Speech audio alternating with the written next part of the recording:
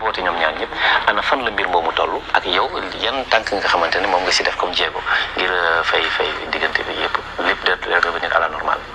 waaw bi nga xamee ni que affaire bi dem na ba coow bi gën a bare man ci laay soog a xool détail. ok ci laay xool détail ma woo Abi sama sœur woo sama jarbaat Bintu ne leen bëggatuma leen dégg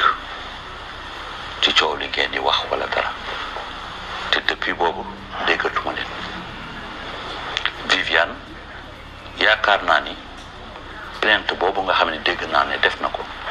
dana ko retiré gi leneen li nga xam nag moom laa bëgg a wax dañ noo yar def ci ñun ay valeur man ma doon taawu kër gi jàng ci loolu lu bare tur wi mag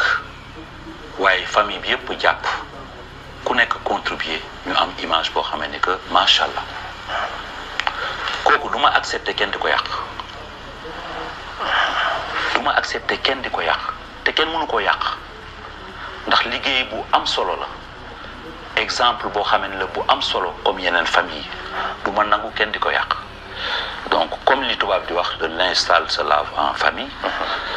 ñi ngi ci jéego yooyu te yaakaar nañu ne que incha allah lépp dina dellu si normal ndax loolu moo war